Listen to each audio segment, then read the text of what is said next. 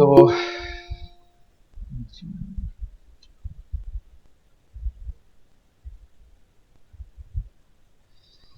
Production देखते हैं। So energy is one of the major input for the economic development of any country। ये बात बिल्कुल दुरुस्त है कि मेजर इनपुट्स में से एक है। कंट्रीज की डेवलपमेंट जो है इकोनॉमिक, वो डिपेंड ही एनर्जी पे करती है। आज के इस तरक्की याफ्ता दौर में अगर हम बात करें, तो अगर किसी कंट्री में एनर्जी की शॉर्टेज है, तो इसका मतलब है कि उसकी जो प्रोडक्शन की आउटपुट है वो भी ऑटोमेटिकली कम हो जाएगी, क्योंकि एनर्जी से ही हर चीज़ लिंक कर रही है। तमाम ट्रांसपोर्ट से लेकर इंडस्ट्रियल सेक्टर्स और हत्ता के कॉर्पोरेट सेक्टर्स के अलावा जो घरों की ज़िंदगी भी जो है वो एनर्जी पे डिपेंड करती है। So in the case of the developing countries just like Pakistan, India, Sri Lanka, Bangladesh, the energy sector assumes a critical importance in view of the ever increasing energy needs, requiring huge investments to meet them। तो energy plants लगाने के लिए energy जो production होती है, जो plants हैं, वो कोई छोटी मोटी इन्वेस्टमेंट से हम हासिल नहीं कर सकते, बल्कि एक ह्यूज इन्वेस्टमेंट जो है उसकी हमें ज़रूरत होती है for the development of this sector.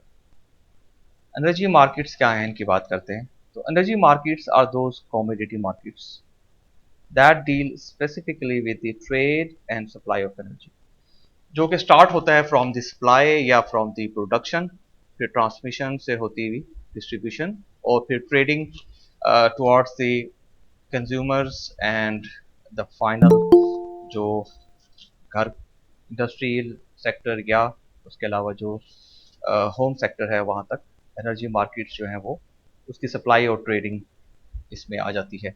तो एनर्जी मार्केट में refer to an electricity market but can also refer to other sources of energy.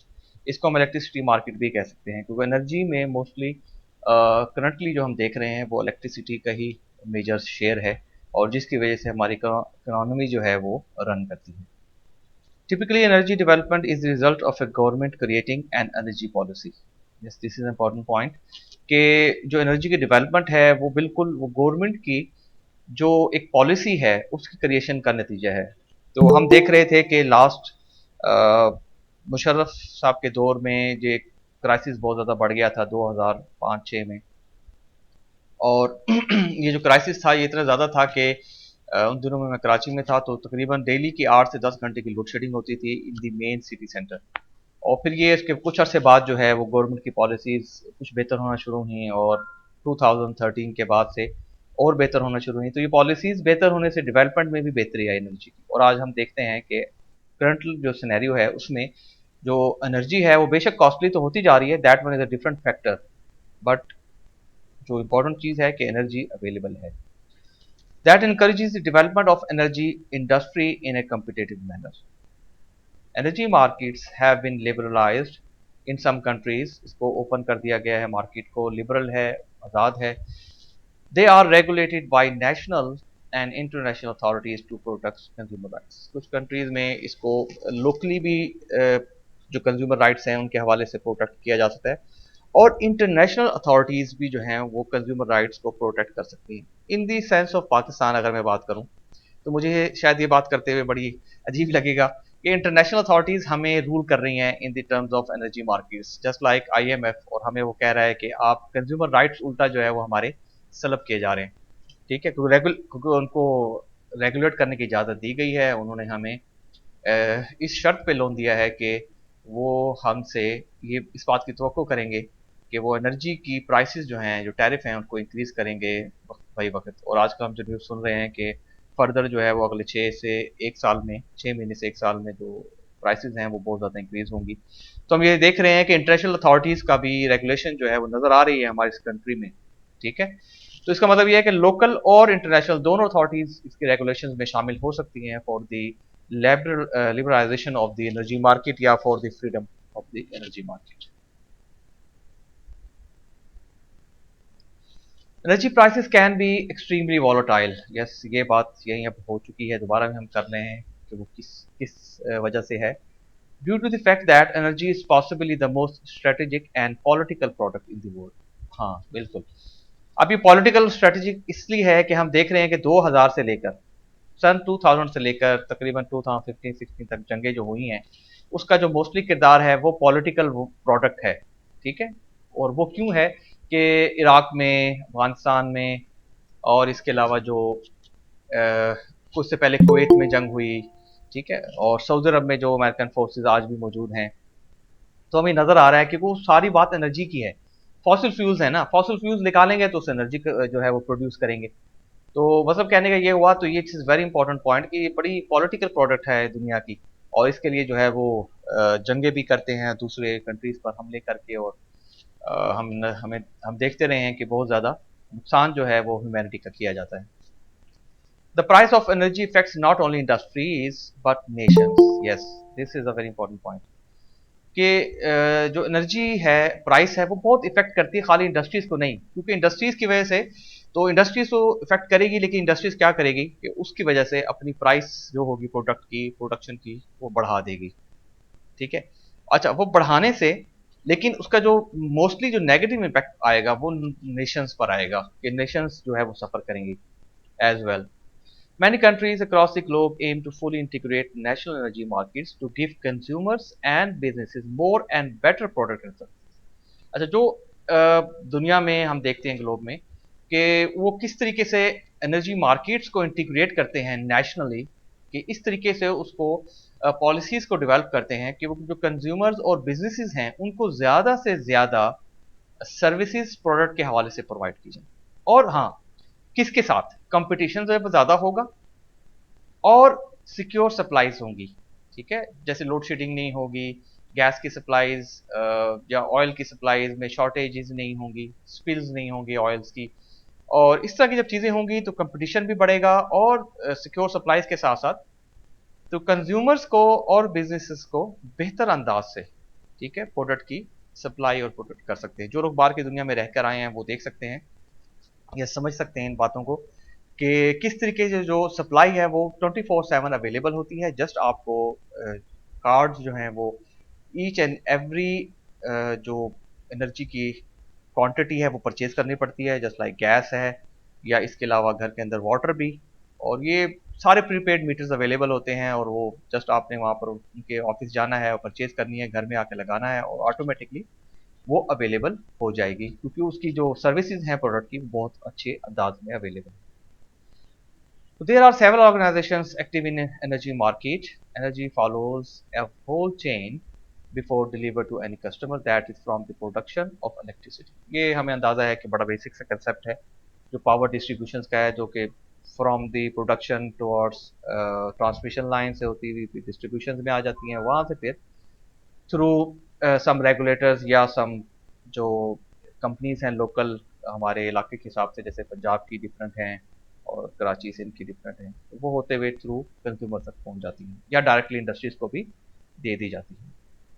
So there must be a permanent balance between the electricity production and consumption of electricity. Yes, तो ये balance होना जो है ये बहुत ज़रूरी है production और कंजप्शन का, क्योंकि अगर प्रोडक्शन ज़्यादा हो रही हो बहुत और कंजप्शन ना हो तब भी प्रॉब्लम है, या प्रोडक्शन कम हो और कंजप्शन बहुत ज़्यादा हो तब भी इशू है, क्योंकि वरना लोड शेडिंग्स होंगी और जो प्रोडक्शन है इस कंट्री की वो मुतासिर होगी।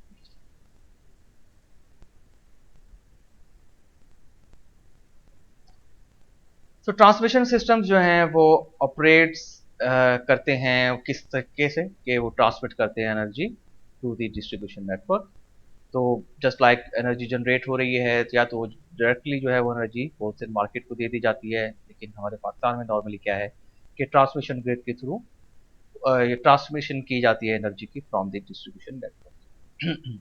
जो रेगुलेटर्स हैं वो मॉनिटर करते हैं और regulate the liberalise energy market, just like हमारे जो बड़ी गवर्नमेंट के इदारे हैं वो इनको मॉनिटर कर रहे हैं और रेगुलेट करते हैं according to the energy market की नीड के हिसाब से। और जो नेटवर्क ऑपरेटर्स हैं जो फाइनलाइज हैं वो क्या करते हैं, ऑपरेटर्स वो मैनेज करते हैं, develop and maintain the electricity और natural gas distribution network for a specific territory. जो कि ऑपरेटर्स हैं जो रेगुलेटर्स के बाद आते हैं, ये फिर मैनेज करते हैं, डेवलप और मेंटेन करते हैं बिजली को और जो गैस है उनकी distribution networks for the specific territory, इलाकों में या डिफरेंट सिटीज़ के अंदर या अजला में।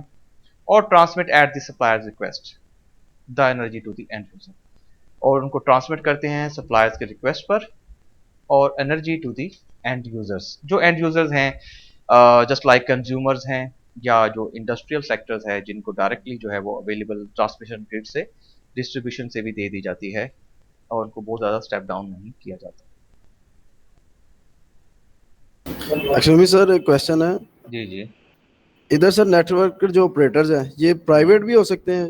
लेकिन हमारे लोकल तो देखें ना, हमारे लोकल में तो पाकिस्तान में तो गवर्नमेंट ही अवेलेबल है, लेकिन प्राइवेट कैसे हो सकते हैं वो मैं आपको बता सकता हूँ। जैसे इंडस्ट्रीज हैं कुछ प्राइवेट, काफ़ी बड़ी इंडस्ट्रीज हैं। इब्राहिम फाइबर आप जानते होंगे, जी जी सर। ठीक है। अब इब्राहिम फाइबर अपना नेटवर्क बना सकती है, अपनी कॉलोनी को तो ऑलरेडी दे रही होगी ना, तो वो चाहे, हाँ, उसमें ये प्रॉब्लम आ सकता है कि जैसे एफएफसी है या फातिमा फर्टिलाइजर है, उनके बहुत बड़े प्लांट्स हैं, वो बहुत काफ़ी जी ह्यूज पावर जो है वो जनरेट करते हैं। और मुझे ये लगता है कि जो एफएफसी है वो बल्कि करीब करीब कॉलोनियों में देती भी है। लेकिन जो मेन इंपॉर्टेंट पॉइंट आता है वो रेगुलेशंस का आता है कि क्या गवर्नमेंट की जी पॉलिसीज ऐसी हैं, क्या गवर्नमेंट इनको इजाजत दे रही है। क्योंकि गवर्नमेंट तो हमें ये कहती है वापडा से लो, पेप इनसे लो, ठीक है, जो हमारी नेपरा जी है, जो भी हमारी कंपनी है जो कि ट्रांसमिशन लाइंस प्रोवाइड करती है पाकिस्तान में, तो वो तो ये ही चाहेंगी ना कि हमसे खरीदी जाए सप्लाई, जी जी ताकि गवर्नमेंट का फायदा हो। लेकिन मेरा ये ख्याल है कि अवेलेबिलिटी है, बिल्कुल है। मैंने एफएफसी का एक विजिट किया है, उसके अंदर सारी जो सप्लाई है टोटल काफी मेगावाट्स, प्लांट की मुझे अंदाजा नहीं है वो कितने मेगावाट्स का है, लेकिन वो इतना बड़ा प्लांट है कि वो सादकाबाद को कंप्लीटली इलेक्ट्रिसिटी प्रोवाइड कर सकता है। तो प्राइवेट के हवाले से ये बात हम बावसूख नहीं कह सकते, ठीक है। तो ये, हाँ, जी बाकी ये बेहतर। है कि ये बिल्कुल गवर्नमेंट की जो पॉलिसीज हैं वो बहुत इंपॉर्टेंट है, वो मैटर करती है इसमें, रेगुलेटर्स जो है ना ये राइट सर। इंपॉर्टेंट है, ठीक है ना। चलो। जी right sir.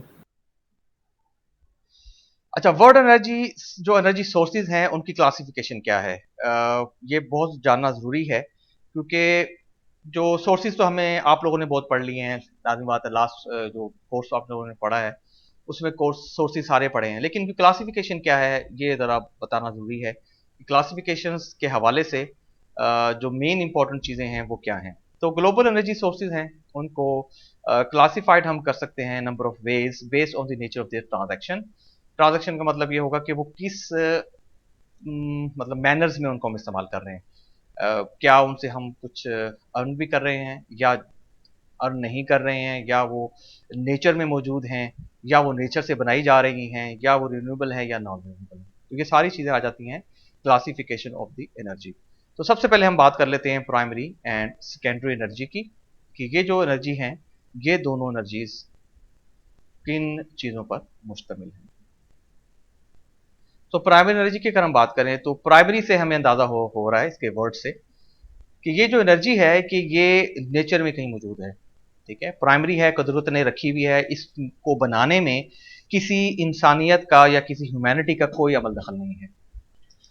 So primary energy sources are those that are either found और स्टोर्ड इन नेचर, ठीक है, which can be use directly, जिसको हम डायरेक्टली निकाल के इस्तेमाल कर सकते हैं further according to the our requirement, ठीक है। जिसमें एग्जांपल्स हमें पता है, कोल, ठीक है, ऑयल है, नेचुरल गैस है, बायोमास है, न्यूक्लियर एनर्जी। न्यूक्लियर एनर्जी का मतलब है जो रेडियो एक्टिव मटीरियल्स हैं, क्योंकि उन्हीं रेडियो एक्टिव मटीरियल्स को इस्तेमाल करते हुए फिर न्यूक्लियर प्लांट्स के अंदर जो है वो हम जो फिशन का और फ्यूजन का जो एक अमल है, और जो उसको यूरेनियम को हम तोड़ते हैं और फिर फर्दर तोड़ते तोड़ते इतना ज़्यादा एनर्जी जो है जनरेट होती है। तो ये सारी जो न्यूक्लियर एनर्जी का जो मटीरियल है यूरेनियम, ये भी हमें प्राइमरी एनर्जी के तौर पर मिलता है।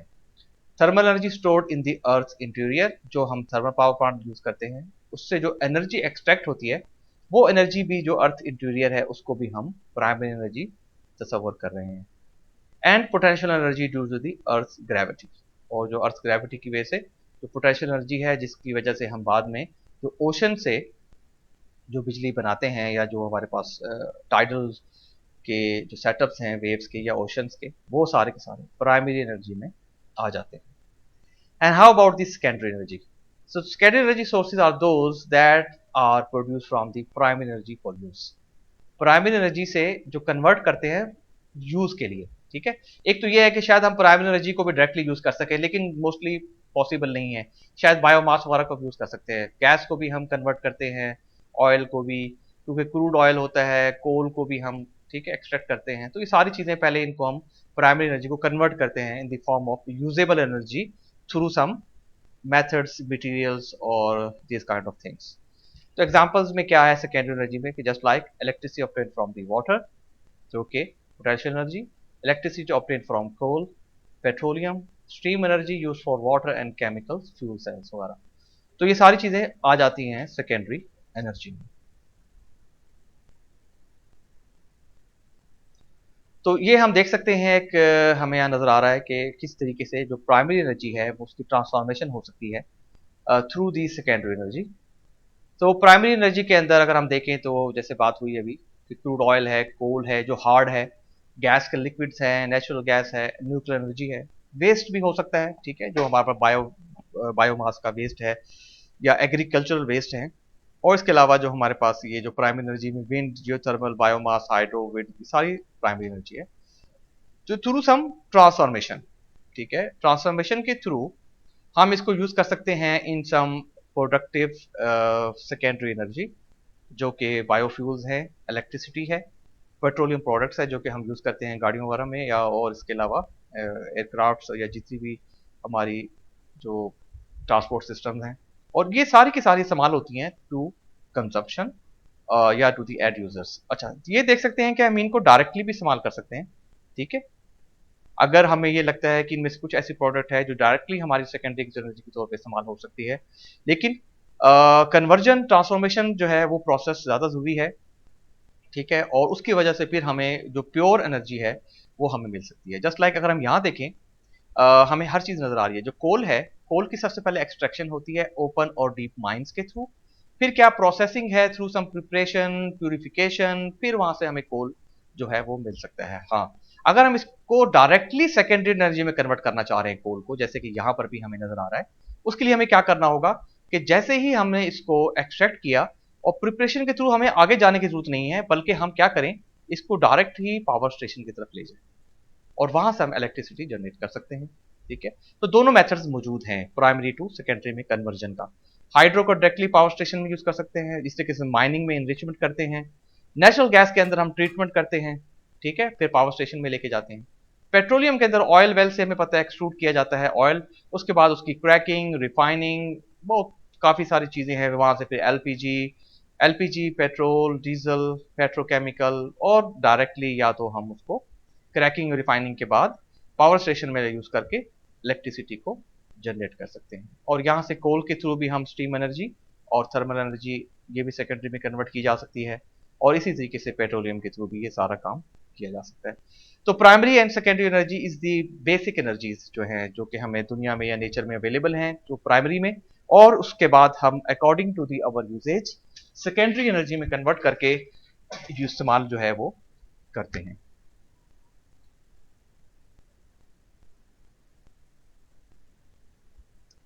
Commercial and non commercial energy, इसमें क्या डिफरेंस है?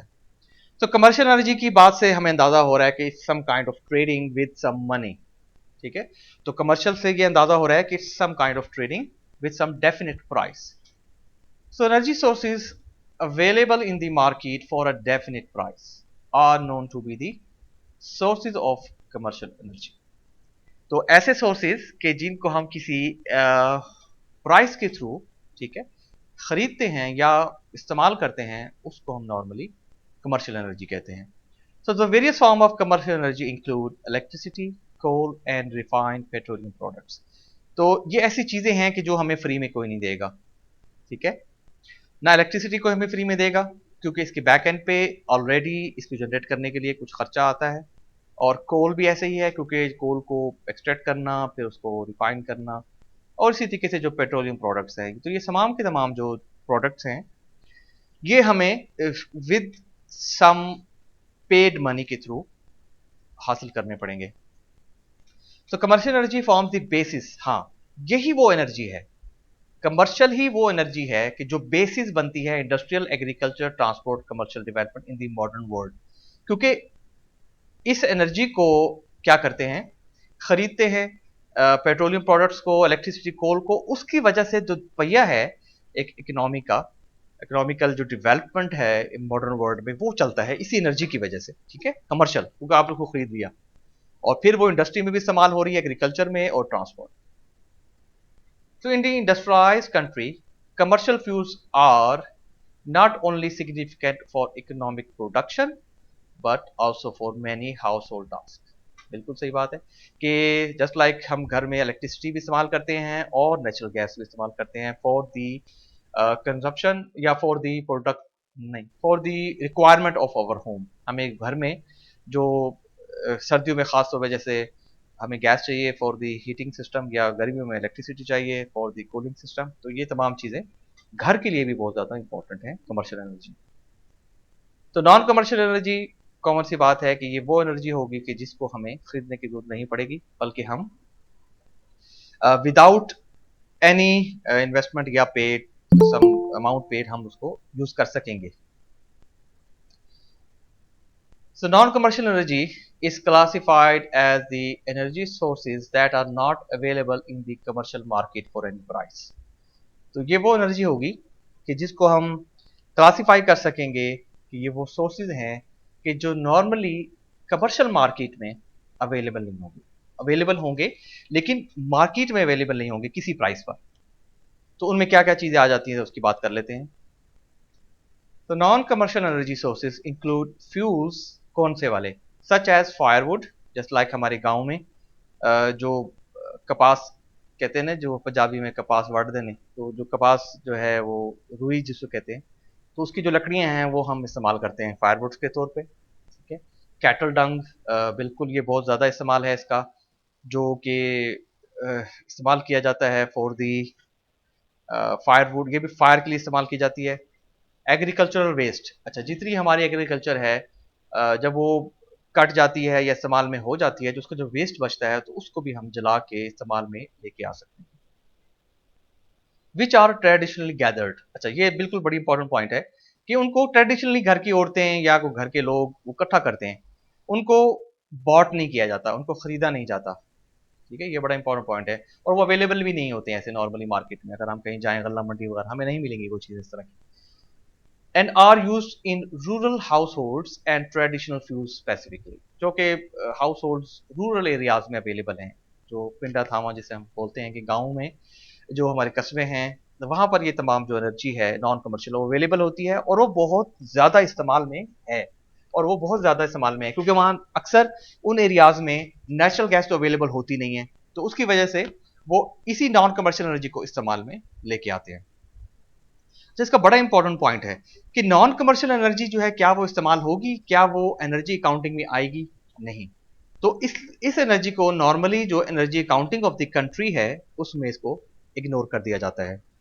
However, non-commercial energy is often ignored in energy accounting, क्योंकि ये रूरल एरियाज में इस्तेमाल होने वाली एनर्जी है जिसके बारे में मैं ये कह सकता हूँ बड़े बावसूद राय से कि ये एनर्जी इकोनॉमिक डेवलपमेंट में बहुत ज़्यादा इस्तेमाल नहीं हो रही। इकोनॉमिक डेवलपमेंट मतलब इंडस्ट्रियलाइजेशन में इस्तेमाल नहीं है, ठीक है, और इसके अलावा जो भी मॉडर्न डेवलपमेंट है उसमें ये इस्तेमाल नहीं है, ये जस्ट इस्तेमाल हो रही है रूरल हाउस होल्ड में, जो कि उनकी पर्सनल नीड्स के तौर पर इस्तेमाल हो रही है। एग्जाम्पल में क्या है और हम देखते हैं, just like firewood, agro waste in rural areas, solar energy for water heating, ठीक है, electricity generation for drying grain, fish and fruits जो ये गल जाते हैं पुराने हो जाते हैं तो उससे भी एनर्जी बनाई जा सकती है। Animal power for transport, just like animal power use की जाती है for the cutting of the grass, threshing भी की जाती है एनिमल ट्रांसपोर्ट से, एनिमल पावर से, लिफ्टिंग वाटर फॉर इरिगेशन भी एनिमल पावर से की जा सकती है, क्रशिंग शुगर केन्स भी किए जा सकते हैं, wind energy for lifting water and electricity generation, ये सारी की सारी चीज़ें अगर जो कि रूरल एरियाज में इस्तेमाल की जा सकती हैं, सारी की सारी नॉन कमर्शियल एनर्जी में आती हैं।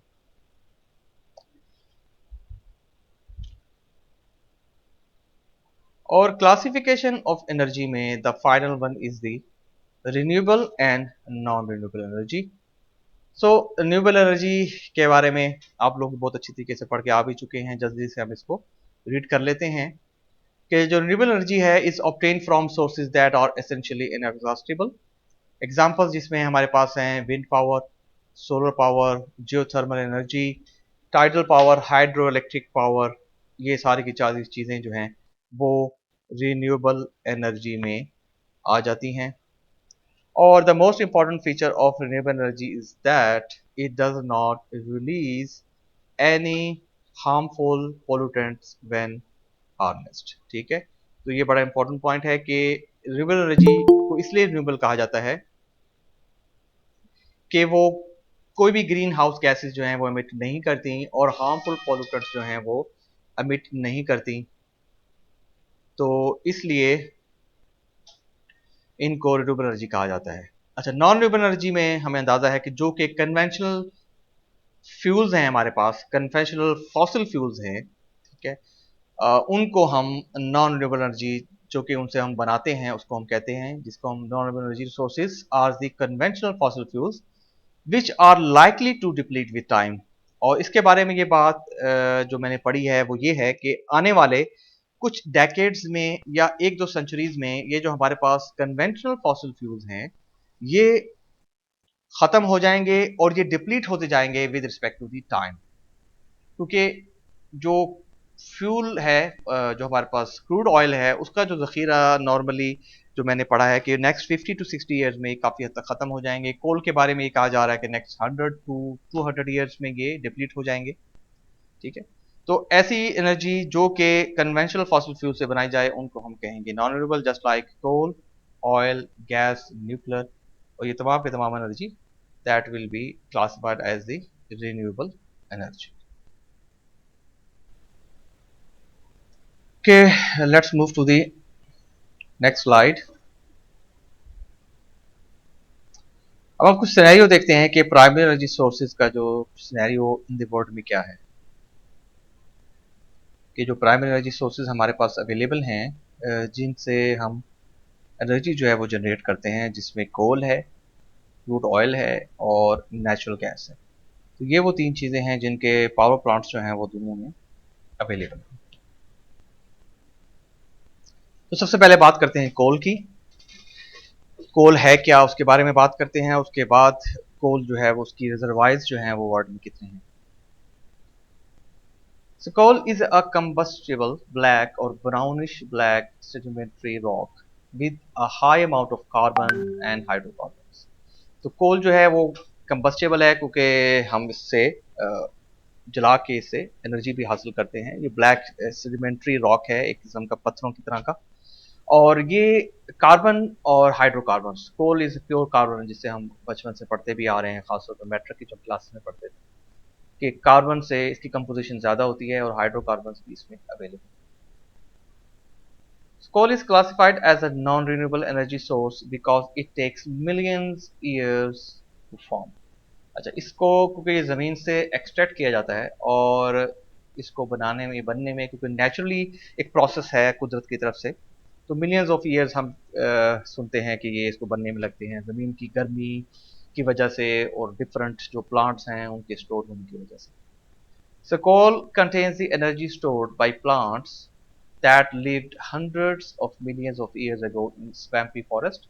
Swamps forest जो होते हैं जो कि liquidy type के forest हैं जिनकी ज़मीन जो है वो बड़ी नरम होती है, तो उस तरह के जो फॉरेस्ट है जो ज़मीन में कभी ज़माने में दब गए, ज़मीन की जो कुदरती चेंजेस की वजह से कि ऊपर का हिस्सा नीचे चला गया, ठीक है, तो उसमें जो स्टोर्स रहे प्लांट्स जो हैं या और किसी किस्म की जो दरख्त हैं और इस तरह की जो चीज़ें हैं वो जो है कन्वर्ट हो गए in the form of the coal. So coal is the most abundant fossil fuel in the world, ये सबसे ज़्यादा अवेलेबल है, ठीक है, और दुनिया में कोल जो है ये सबसे ज़्यादा अबंडेंट फ्यूल है, फॉसिल फ्यूल है इन द वर्ल्ड में। जो नेचुरल गैस और जो हम क्रूड ऑयल की अगर हम बात करें तो ये कोल जो है ये वाहिद है जो कि ईजिली और बहुत ज़्यादा अवेलेबल है। तो coal reserves are available in almost every country in the world. जो कोल के रिजर्व्स हैं ये तकरीबन दुनिया के तमाम कोनों में हर मुल्क के पास इसके रिजर्व्स हैं, किसी के पास ज़्यादा हैं किसी के पास कम है, लेकिन अवेलेबल तकरीबन सबके पास है। Throughout history coal has been a useful resource. जो कोयला है ये बहुत ही एक इम्पोर्टेंट रिसोर्स है, यूजफुल है। It is primarily burn for the production of electricity और हीट। तो हम देखते हैं कि प्राइमरली इसको क्या किया जाता है, बर्न किया जाता है, जलाया जाता है इलेक्ट्रिसिटी जनरेट करने के लिए, जो कि कोल पावर प्लांट्स हैं। या हीटिंग करने के लिए ख़ास तौर पे जो बारबेक्यूज़ हैं, और इसके अलावा घर में जो चिमनियाँ हैं जो हीटिंग करने के इस्तेमाल की जाती हैं, जिनसे हीटिंग प्रोसेस जो है वो इस्तेमाल किया जाता है। और इसके अलावा is also used for industrial purposes such as refining metals, के कुछ जो मेटल्स हैं उनको रिफाइन करने के लिए इंडस्ट्रियल पर्पस जो है वो इसका इस्तेमाल किया जाता है। However, burning coal in electric power plants is a major source of carbon dioxide emissions। जो ग्रीन हाउस गैसेज हमें अंदाजा है कि कोल को बर्न करके जो इलेक्ट्रिक पावर प्लांट्स हैं उसकी वजह से जो कार्बन डाइऑक्साइड के इमिशंस हैं वो बहुत ज़्यादा हैं। और अब जो करंट मॉडर्न वर्ल्ड है उसमें हम देख रहे हैं कि जो कोल के पावर प्लांट्स हैं उनको लिमिट किया जा रहा है, उनको कम से कम किया जा रहा है, बल्कि गैसेस के फिर भी कुछ ना कुछ अवेलेबल हैं या ज़्यादा हैं, और जो क्रूड ऑयल्स वाले हैं वो भी अवेलेबल हैं। लेकिन बर्निंग जो कोल्स है, जो इलेक्ट्रिक पावर प्लांट्स हैं, इनको मिनिमाइज किया जा रहा है या कम किया जा रहा है। तो रिजर्व की अगर हम बात करें तो जो ग्लोबल कोर रिजर्व हैं एस्टिमेटेड थे 891.531 बिलियन टन एंड ऑफ 2013 तक। और अगर हम 2003 की बात करें तो उस तक अगर हम एस्टिमेट करें तो 984.453 बिलियन टन थे। तो हम ये देख सकते हैं कि 10 सालों में तकरीबन तकरीबन 100 बिलियन टन जो है वो रिजर्व्स कम हो चुके हैं। ठीक है, 10 सालों में, 10 ईयर्स में। तो अगर हम 10 साल की बात करें, क्योंकि इस टाइम करंटली 2021 है, तो तकरीबन 8 या 9 साल गुजर चुके हैं, तो हम ये कह सकते हैं कि करंट करंट जो इसका सिनेरियो होगा वो तकरीबन तकरीबन 750 के करीब बिलियन टन जो है वो अवेलेबिलिटी होगी रिजर्व्स की, जो कि हम बड़े इजीली कह सकते हैं कि अगले 100 साल के अंदर जो कोल के रिजर्व्स हैं वो काफ़ी हद तक डिप्लीट हो जाएंगे, ख़त्म हो जाएंगे। The total coal resources of Pakistan are reported to approximately 185 billion ton हैं, जो कि एक टोटल है। ये पाकिस्तान की एक वेबसाइट है गवर्नमेंट की, वहाँ से ये मैंने एस्टिमेशन जो है वो उठाई हुई है। और इसके अलावा ये कुछ लार्जेस्ट कोर रिजर्वायर्स के हिसाब से अगर हम बात करें, रिजर्व्स हैं सबसे ज़्यादा जो हैं वो इसमें यूएसए के नज़र आ रहे हैं, तो 251 बिलियन टन। चाइना है, इंडिया है, ऑस्ट्रेलिया है, रशिया है।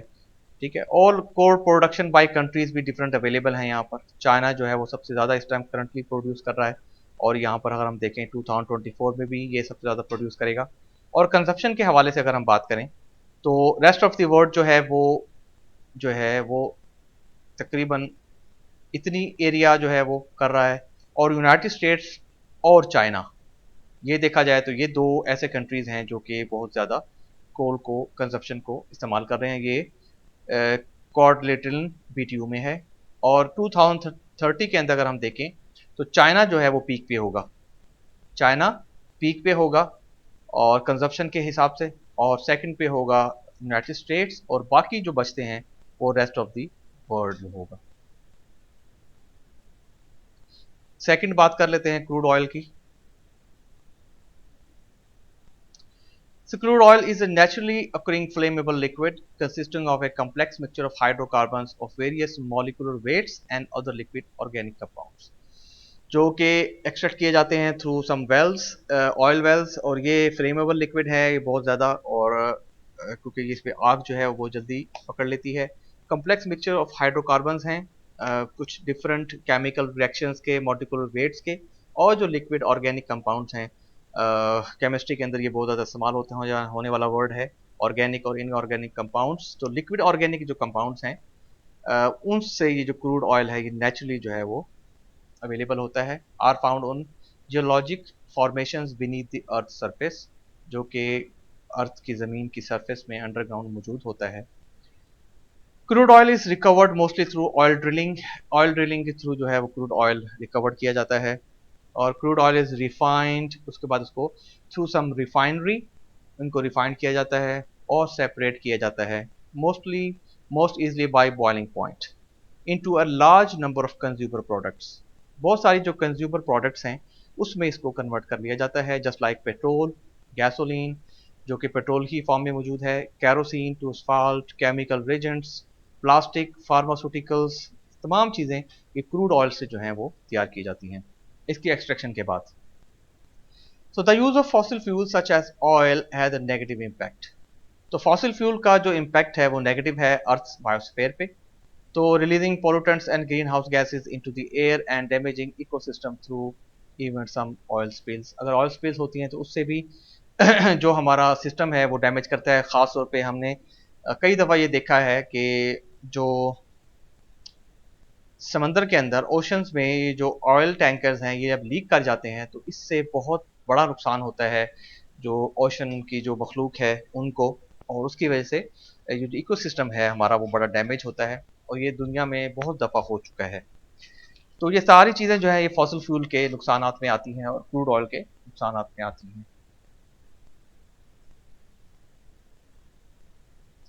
तो क्रूड ऑयल के हवाले से तो आज की प्रोडक्शन और रिजर्व्स के हवाले से बात कर लेते हैं।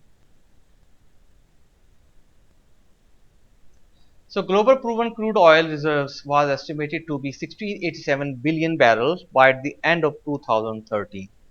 So 2013 के अख्ताम पर 1687 बिलियन बैरल्स जो हैं वो अवेलेबल थे, ठीक है। और by the end of 2003 it was estimated to be 1147 billion barrels. तो हम देखें, अगर हम इसको एस्टिमेट करें फ्रॉम 2003 से 2013, तो हम देख सकते हैं तकरीबन 500 बिलियन बैरल्स जो है वो इस दुनिया में इस्तेमाल किया जा चुका है।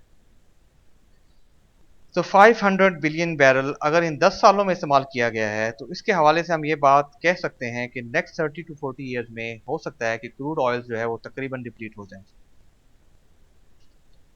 और 48% जो प्रूवन ऑयल रिजर्व्स है वो कहाँ अवेलेबल हैं?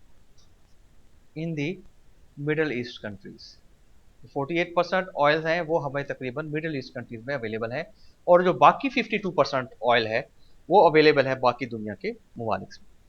तो वेनेजुएला जो है वो largest share of the reserve हैं जो कि 18%, दुनिया में सबसे ज़्यादा वेनेजुएला में 18% शेयर है दुनिया का जो ऑयल के रिजर्व्स के हैं। और केएसए उसके बाद है जो कि 17% है, और फिर जो है कनाडा आ जाता है जो कि 10% है। ये सर एक्सक्यूज मी, ये 2003 से 2013 में इंक्रीज नहीं हुए सर ये 2003 से क्रूड ऑयल का? 2013 में? जी 2003 में 1147 था और 13 में 1687 हो गया था। नहीं नहीं, तो ये उल्ट हो गया क्या? नहीं नहीं नहीं, अच्छा हाँ sorry, estimated to be 1687 billion barrel by the end of this. Sir ठीक है, एक मिनट, ये ये उल्ट रिपोर्ट है, जो है उल्ट ये बात कर रहा हूँ। 2016 से पहले की बनी हुई है। नहीं नहीं नहीं, ये असल में हो पता क्या रहा है, ये 2003 में जो है ना वो थे 1687, ठीक है। 2003 में 1687 बिलियन बैरल थे, और 2013 में रह गए हैं 1147। ये उल्ट लिखी गई ये बात, ठीक है। ठीक है। हाँ, तो वो मैंने समझाया आप लोगों को, ठीक है, लेकिन वो यहाँ लिखने में हो सकता है कि ऊपर नीचे हो गया है, तो डजेंट मैटर। जो मैंने बात समझाई है वो बिल्कुल दुरुस्त है कि 2003 में जो है वो 1687 मौजूद थे और 2013 में 1147 रह गए हैं। तो इसका मतलब ये हुआ कि 10 सालों में तकरीबन 500 के करीब करीब अप्रॉक्सीमेटली बिलियन टन जो है वो इस्तेमाल किए जा चुके हैं। अच्छा, पाकिस्तान ऑयल रिजर्व जो हैं वो हम देख सकते हैं तकरीबन 353, 500 और 000 कितना बन जाता है? तकरीबन 35 लाख बैरल्स के करीब जो है वो ऑयल रिजर्व्स मौजूद हैं। और ग्लोबल रैंक जो पाकिस्तान का आता है वो आता है 52 पे आता है, और शेयर ऑफ द जो वर्ल्ड है वो आती है 0.02%। तो मतलब बहुत ही कम जो शेयर है पाकिस्तान का वो रैंकिंग में अवेलेबल है।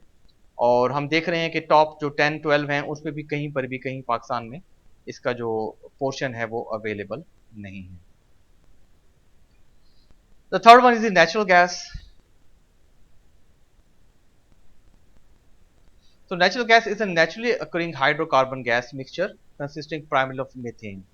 तो मीथेन जो है इसकी मोस्ट, इथेन भी इसमें मौजूद होती है, लेकिन जो मीथेन है ये इसका मोस्टली कंपोजिशन जो है इस पे नेचुरल गैस पे मौजूद होता है। But commonly includes varying amounts of other compounds such as carbon dioxide भी मौजूद है, नाइट्रोजन एंड हाइड्रोजन सल्फाइड भी इसमें मौजूद होती है। So natural gas is an energy source often used for heating, cooking and electricity generation. So natural gas is found in deep underground natural rock formations or associated with other hydrocarbon reservoirs in coal beds. Before natural gas can be used as a fuel, it must undergo processing to remove impurities including water, जो कि molecules हैं वो उससे हटा दिए जाते हैं, to meet the specification of the marketable natural gas. तो वो उसको फिर मार्केटेबल नेचुरल गैस में कन्वर्ट कर दिया जाता है थ्रू सम प्रोसेस, इम्प्योरिटीज को रिमूव करके, ताकि फिर वो इंडस्ट्री की प्रोसेस के लिए या होम यूजेज के लिए इसको इस्तेमाल किया जा सके। अच्छा, इसके हवाले से हम देखें कि गैस के जो रिजर्वायर्स हैं वो क्या हैं। So Pakistan hold 19 trillion cubic feet of proven gas reserves as of 2017, ranking 29th in the world. तो पाकिस्तान जो है वो तकरीबन 19 ट्रिलियन क्यूबिक फीट जो प्रूवन गैस है, जो कि 2017 के हिसाब से हम बात करें, और 29th इन द वर्ल्ड है। okay? और यहाँ पर एक ये काफ़ी ज़बरदस्त किस्म का एक मुझे प्रूवन गैस रिजर्व्स में 1 मिलियन क्यूबिक फीट के हवाले से मिला, जिसमें मैंने देखा कि ये 2017 के अंदर ये कंप्लीट इसका एक रिकॉर्ड मौजूद है। और इसके बाद जब यहाँ इसको मैंने क्लिक किया तो मुझे एग्जैक्टली इसके 19 ट्रिलियन क्यूबिक फीट थे, मिलियन क्यूबिक फीट जो हैं वो अवेलेबल हुए हैं यहाँ पर। तो इसका मतलब है कि ये तकरीबन 2017 का ये ग्राफ है। और अगर हम दुनिया के लार्जेस्ट जो गैस रिजर्व्स की बात करें, जो कि 2018 की रैंकिंग में है, तो सबसे ज़्यादा जो है वो रशियन के पास अवेलेबल हैं, जो कि 19.8 हैं ट्रिलियन। अच्छा, ये बात यहाँ बड़ी अजीब सी नज़र आ रही है कि इस वेबसाइट के हिसाब से 19 ट्रिलियन क्यूबिक फीट हैं, और यहाँ रशिया जो है ऑफ टोटल वर्ल्ड जो है वो 19.8 है, 16.2 है, 12.5, 9.9, 6.0 रिजर्व्स हैं। ये कन्फ्लिक्टिंग बात आ रही है यहाँ पर। सर ये परसेंटेज है, सर वो परसेंटेज लिखी हुई है जो। अच्छा अच्छा अच्छा अच्छा, हाँ, ठीक है ठीक है। तो दिस इज द डिफरेंस। हाँ, ये परसेंटेज ऑफ वर्ल्ड टोटल है। ठीक है ठीक है, ये 20, ये सिर्फ ओनली अवेलेबल है, और वो टोटल वर्ल्ड की जो अवेलेबल है रिजर्वायर, उसकी जो परसेंटेज है उसके बारे में ये लिखा हुआ है। ठीक है, ये बात क्लियर हो गई है, बिल्कुल सही। चलें जी, यहां तक ये बात हो गई। अब हम नेक्स्ट चलते हैं ग्लोबल प्राइमरी एनर्जी कंजप्शन की तरफ। कि ये जो कंजप्शन है डिफरेंट जो Asia country, Middle East, Africa, American, Europe और organisation for economic cooperation and development की जो ऑर्गेनाइजेशन है उनकी कंट्रीज, और ये नॉन है। ठीक है, तो ये कुछ डिफरेंट एक सिनेरियो है, एनर्जी इंफॉर्मेशन एडमिनिस्ट्रेशन है, ये चेंज भी होता रहता है। तो ये जो कंजप्शन है ये लिखी गई है फ्रॉम 2010 से 2050 के। करंटली अगर हम बात करें तो तकरीबन 2020 पे हम पहुंच चुके हैं, और वो इसकी क्वाड्रिलियन BTU के हिसाब से इसकी एक प्रोजेक्शंस हैं जो यहाँ हम पहुंच चुके हैं। और अब करंटली 2030 में यहाँ आएगी, 40 में यहाँ आएगी, और 50 में। हम देख सकते हैं कि according to the scenario of this कि जिस तरह वक्त गुजरता जा रहा है, 20, 30, 40, 50, और जो हमारी एनर्जी की कंजप्शन है वो भी बढ़ती जा रही है। ठीक है, क्योंकि पॉपुलेशन भी वर्ल्ड की इंक्रीज होगी, और जैसे जैसे पॉपुलेशन इंक्रीज होगी उसके हिसाब से अगर मैं एशिया की बात करूं तो यहाँ पर 2010 में इतनी थी, 2020 में ये बढ़ गई, 2030 में इतनी हो गई, तो 40, 50। तो according to the with respect to the region and with respect to the time, हम देख रहे हैं कि जो प्राइमरी एनर्जी कंजप्शन है वो बहुत ज़्यादा बढ़ती जा रही है।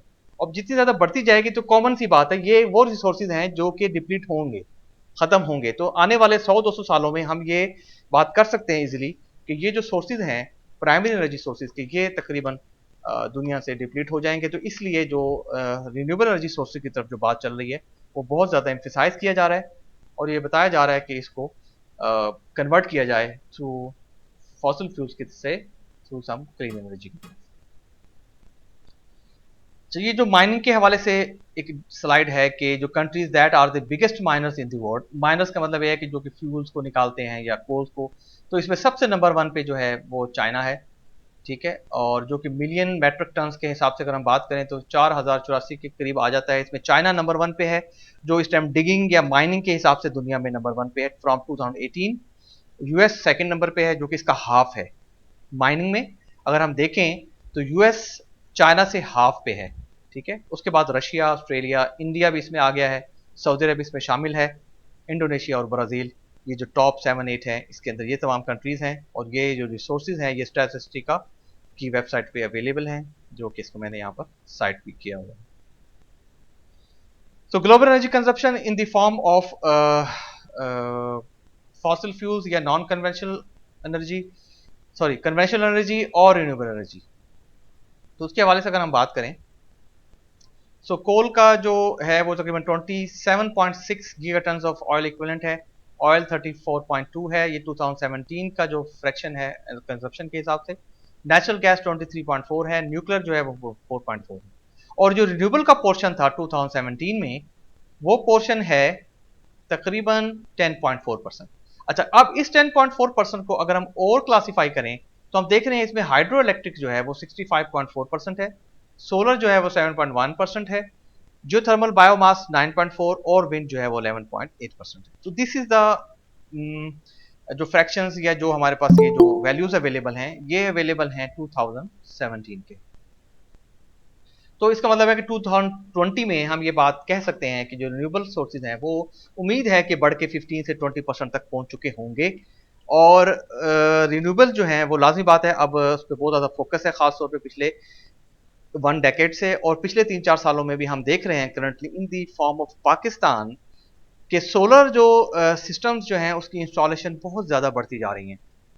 ठीक है, बहुत ज़्यादा बढ़ती जा रही हैं। खासतौर पे गवर्नमेंट की जो पॉलिसीज़ हैं वो बहुत ज़्यादा अब यूज़र फ्रेंडली होती जा रही हैं कि नेट मीटरिंग जो है वो अलाउ हो गई है, और पिछले 2 सालों में नेट मीटरिंग पे बहुत ज़्यादा लोग जो हैं वो कन्वर्ट हो रहे हैं, और उससे ये सबसे बड़ा एडवांटेज होने जा रहा है कि क्लीन एंड ग्रीन एनर्जी भी अवेलेबल होगी और फ्रीली अवेलेबल होगी, जिसका पे बैक पीरियड तकरीबन 2 से 3 साल का है, और उसके बाद फ्रीली एनर्जी अवेलेबल होती है, और जो रिन्यूएबल एनर्जी है उसकी रेशियो जो है वो बढ़ती जा रही है। एनर्जी सिक्योरिटी के हवाले से बात करते हैं। तो energy security is an association between national security and the availability of the natural sources for energy consumption. तो एनर्जी सिक्योरिटी के हवाले से हमें जो इसकी जो बेसिक डेफिनेशन है या जो एक बेसिक कंसेप्चुअल बात जो समझ आ रही है वो ये आ रही है कि ये हमारी किसी भी कंट्री की बेसिकली नेशनल सिक्योरिटी कहलाई जाती है, और ये इसकी जो एसोसिएशन होती है वो होती है कि नेचुरल सोर्सेज के हवाले से availability of the natural sources और एनर्जी कंजप्शन कि इनके दरमियान क्या रेशो है, क्योंकि ऐसा तो नहीं है कि जो सोर्सेज जो हैं वो अवेलेबल नहीं है और कंजप्शन बहुत ज़्यादा है, फिर उसके लिए डिफरेंट जो हैं वो कुछ फंक्शन जो हैं वो परफॉर्म किए जाते हैं। So access to cheap energy has become essential to the functioning of modern economies.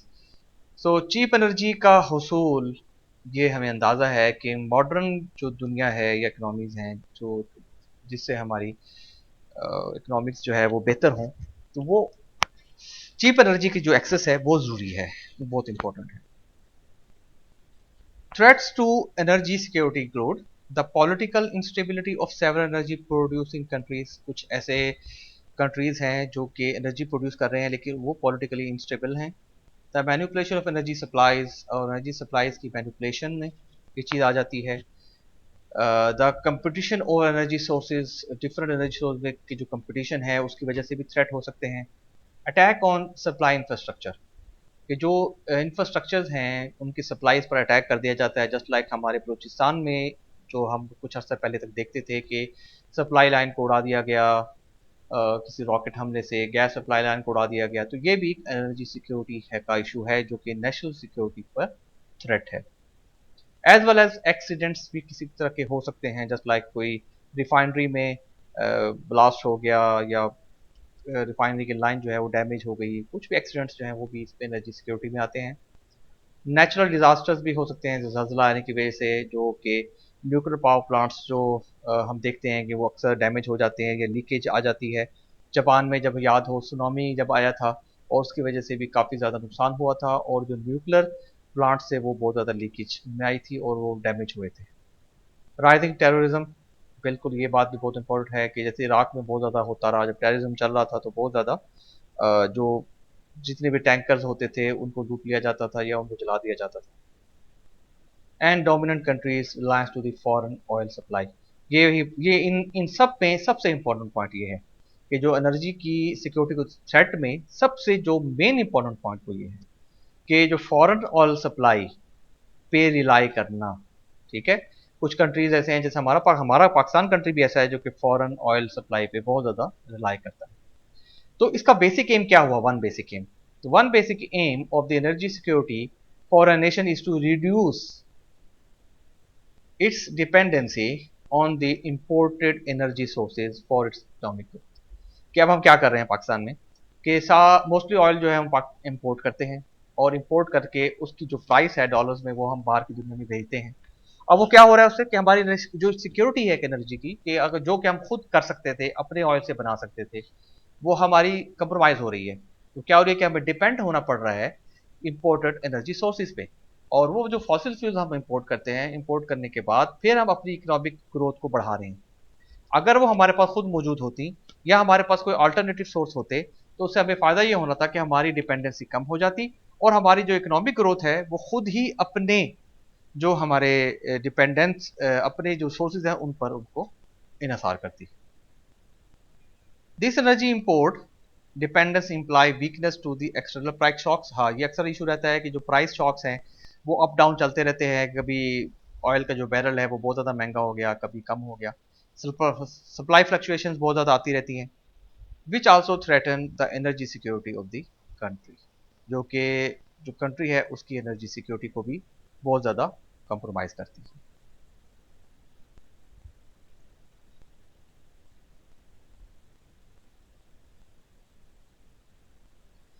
Rapid deployment of renewable energy and energy efficiency and technological diversification of energy sources।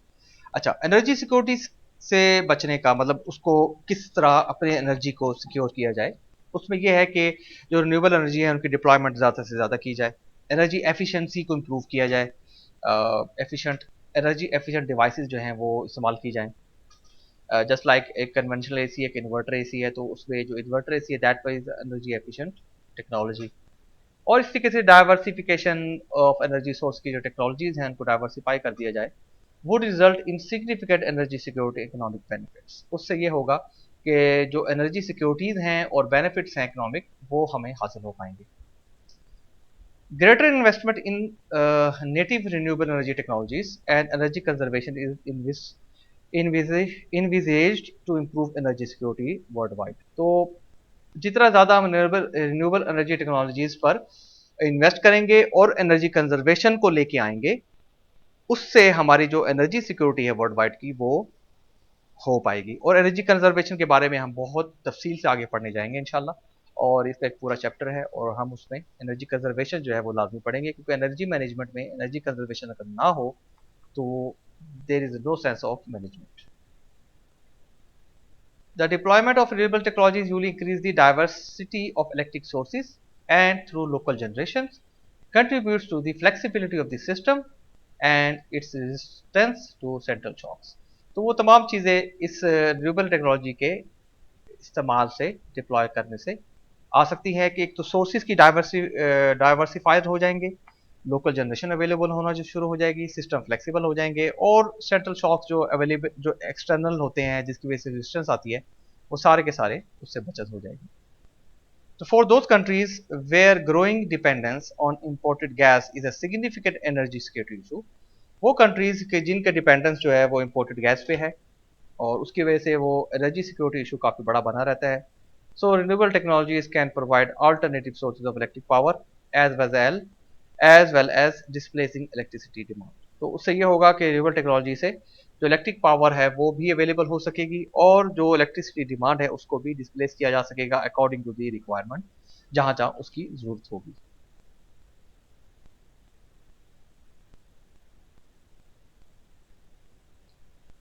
Now बात करते हैं what is the energy intensity, कि जो energy intensity है वो किसी भी countries की जीडीपी में कितना इंपॉर्टेंट किरदार अदा करती है।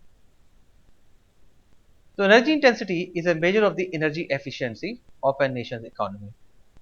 तो अगर किसी भी नेशंस की इकोनॉमी की अगर हम एफिशिएंसी की अगर हम बात करें तो एनर्जी इंटेंसिटी जो इकोनॉमी पे अगर इन्हिसार कर रही है तो इसका मतलब ये है कि वो उस कंट्री की जीडीपी पे इन्हिसार कर रही है।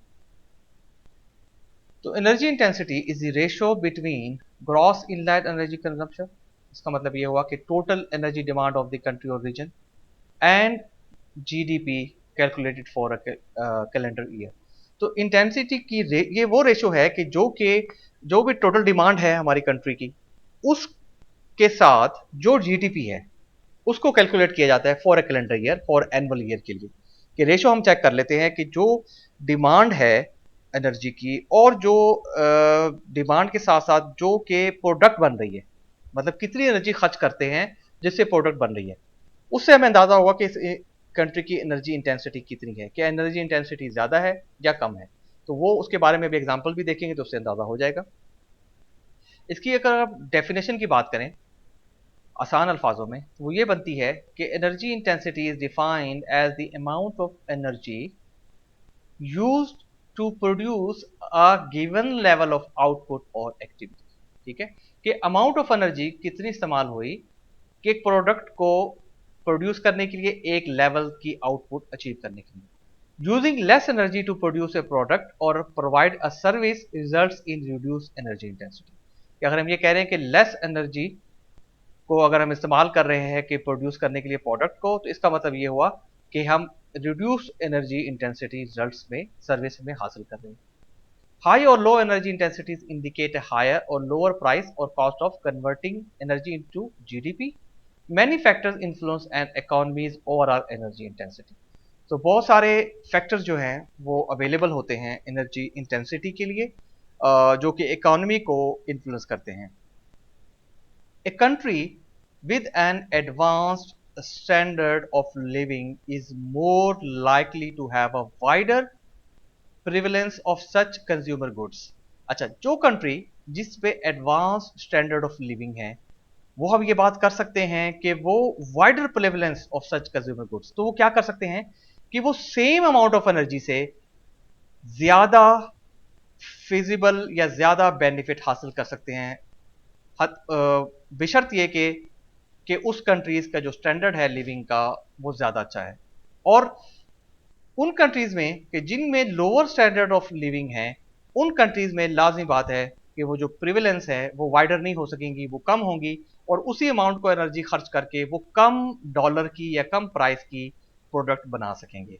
तो ये बड़ा इंपॉर्टेंट कंसेप्ट है, आगे अगली स्लाइड में हम देखते हैं इसके बारे में।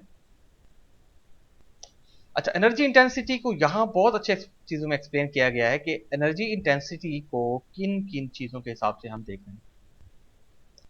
तो एनर्जी एफिशिएंसी ऑफ अप्लायंसेस, ठीक है, एनर्जी एफिशिएंसी जो है वो अप्लायंसेस की, बिल्डिंग्स में जो लगी होती हैं वो सारी जो बिल्डिंग मैनेजमेंट होती है एनर्जी की वो, fuel economy of vehicles, vehicular distance travelled, better methods and pattern of transportation capacities, utility of mass transit, energy rationing और conservation efforts के किस तरीके से हमने एनर्जी को rationalize किया और जो conservation efforts उसको लेके आए, ऑफ ग्रिड एनर्जी सोर्सेज को ज़्यादा इस्तेमाल करें, and disruption of energy due to natural disasters या एनर्जी सब्सिडीज, ये सारी की सारी चीज़ें may all impact overall energy intensity of the nation. तो नेशन के अंदर ये सारी की सारी चीज़ें कि कितना अच्छा इंफ्रास्ट्रक्चर इन तमाम पॉइंट्स के हवाले से मौजूद है, ठीक है, वो जाहिर करता है कि उस कंट्री की एनर्जी इंटेंसिटी कितनी है।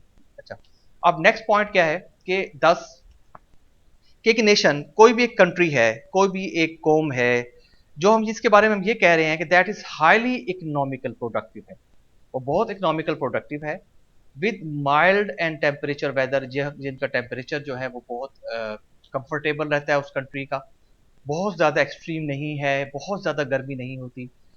Demographic patterns of work places close to home, के नॉर्मली क्या है कि इतनी अच्छी टेक्नोलॉजीज मौजूद हैं या इस तरीके से डेमोग्राफिक पैटर्न्स बनाए गए हैं कि इंडस्ट्रियल जो सेक्टर्स हैं या जो इंडस्ट्रियल यूनिट्स हैं या जो इंडस्ट्रियल सिटी हैं वो घरों से करीब हैं, and uses fuel efficient vehicles, वो गाड़ी अच्छी इस्तेमाल कर रहे हैं, स्पोर्ट कार पूल्स, वो जो कि गाड़ियों के पूल्स हैं वो इस्तेमाल होती हैं, या बसेज इस टाइप की हैं जो इंफ्रास्ट्रक्चर इस टाइप का है, मास ट्रांसपोर्टेशन अवेलेबल है, just like underground Subway systems available हैं, और इस तरीके से मेट्रोज अवेलेबल हैं, और वॉक्स और राइड्स बाईसाइकिल्स, ठीक है, कि जो कि ज़्यादा पैदल चलते हैं या बाईसाइकिल्स को इस्तेमाल करते हैं, will have a far lower energy intensity, ठीक है, वो बहुत कम एनर्जी इंटेंसिटी, मतलब थोड़ी एनर्जी यूज करते हुए वो अच्छी प्रोडक्ट बना लेंगे निस्बतन उसके कि जो कंट्रीज इकोनॉमिकल अनप्रोडक्टिव हैं एक्सट्रीम वेदर कंट्रीज हैं just like Pakistan, just like India, requiring heating and cooling, long commutes है,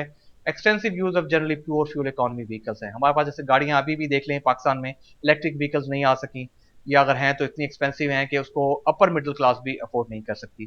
तो ये बात बड़ी इंपॉर्टेंट है इसमें कि किस तरीके से जो इकोनॉमिकल प्रोडक्टिव कंट्रीज हैं वो सारे के सारे जो हैं वो उनकी जो एनर्जी इंटेंसिटी है वो कम होगी। अच्छा, यहाँ पर अगर हम देखें तो सबसे कम अगर हमें जो नज़र आ रही है वो नज़र आ रही है इंडिया की। ये एनर्जी इंटेंसिटी नहीं है, ये हम एनर्जी इंटेंसिटी की कैलकुलेशंस की बात कर रहे हैं जो कि हम हमेशा कैलकुलेट करेंगे मेगा जूल्स पर डॉलर।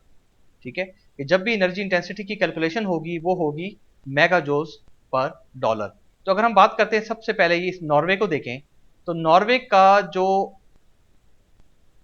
पर डॉलर जो एनर्जी की मेगा जूल्स है वो हम देखें वो है 12.9 कंट्रीब्यूशन आ रही हैं। तो कंट्रीब्यूशन बहुत अच्छी है। और जो इंडिया की है वो है सिर्फ 4.4। ठीक है, तो मतलब कहने का ये हुआ कि जो इसमें हमारी नॉर्वे की जो एनर्जी की जो मेगा जूल्स पर डॉलर है वो देखिए $1 में 12.9 मेगा जूल्स हम हासिल कर लेते हैं, और इस तरीके से इंडिया में $1 में हम सिर्फ 4.4 मेगा जूल्स हासिल कर रहे हैं, क्योंकि वो अनप्रोडक्टिव कंट्री है और इसलिए जस्ट हम 4.4 मेगा जूल्स की जो आउटपुट है पावर जो एनर्जी की वो हासिल कर पा रहे हैं। लेकिन नॉर्वे में 12.9 जा रहे हैं, ईरान में 10.8 आ रहे हैं, नीदरलैंड्स में 10.2 आ रहे हैं, यूएसए में 9.8 हैं। तो इसका मतलब ये हुआ कि इन जो कंट्रीज की एनर्जी इंटेंसिटी कम है और इनको कम एनर्जी के इस्तेमाल के साथ ज़्यादा प्रोडक्टिव हासिल कर सकते हैं। और इंडिया पाकिस्तान में एनर्जी इंटेंसिटी ज़्यादा है और ज़्यादा प्रोडक्टिविटी हासिल करने के लिए ज़्यादा डॉलर्स की रिक्वायरमेंट पड़ेगी। तो this is a basic concept of energy intensity.